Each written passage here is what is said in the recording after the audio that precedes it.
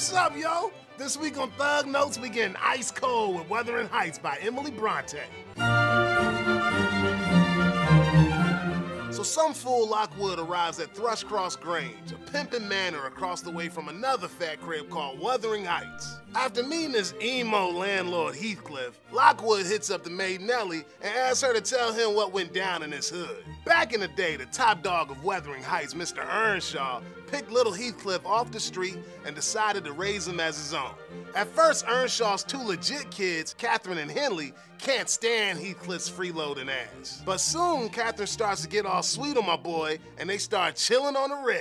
Henley still got beef though, especially since Earnshaw favors Heathcliff. When Earnshaw checks out for good, Henley puts Heathcliff in his place and makes him work like a slave. Unacceptable. Everything's bumping till Heathcliff's biddy meets Edgar from T-Cross Grange, who starts cock-blocking our boy by laying the mac on Catherine. Since Edgar's pants sagging from them $100 bills and Heathcliff broke his shit, Catherine decides she's gonna marry Edgar even though she don't love him. Skank. But Heathcliff be all like, nah, f this, I'm out, and chunks deuces out of Wuthering Heights. Years later, Heathcliff comes back minted like a f***ing baller.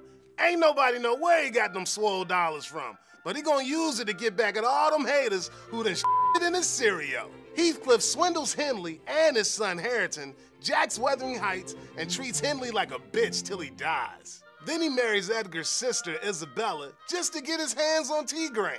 After Catherine dies birthing a little baby Kathy, Heathcliff's wife Isabella pieces out to London where she gives birth to Heathy's boy Linton. 10 years later, baby Kathy's still living in T-Grange, and Heathcliff got his boy Linton back. When Linton starts hollering at Kathy, Heathcliff forces them to marry so he can get his grubby hands on T-Grange. After Linton dies, Heathcliff got it all and keeps Kathy under lockdown. After a lot of time and choice words, Kathy warms up to Henley's son Harrington and they get engaged. But Heathcliff ain't never gonna see that day because Catherine's memory hunts Heathcliff so raw that it kills him.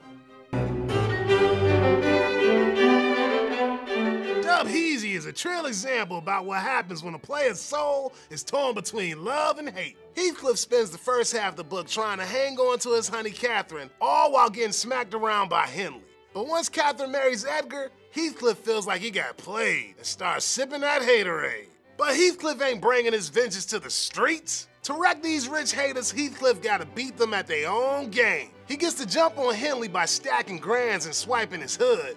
Then he uses his own wife and kids to get more green. And so for Heathcliff, his wife and kids are just another commodity to trade. But it ain't enough to just burn all his back-wind brothers. He also gotta mess with the new kids on the block. And the next generation always ends up mirroring the last. Just like Heathcliff caught beatdowns from Henley left and right, Heathcliff wrecks Harrington 24/7. But no matter how lost Heathcliff gets looking for vengeance, he'll always be haunted by the woman he loves. In fact, he got exactly what he wanted. Catherine Earnshaw, may you not rest as long as I am living. You said I killed you. Haunt me then. Be with me always. Take any form. Drive me mad. Only do not leave me in this abyss where I cannot find you.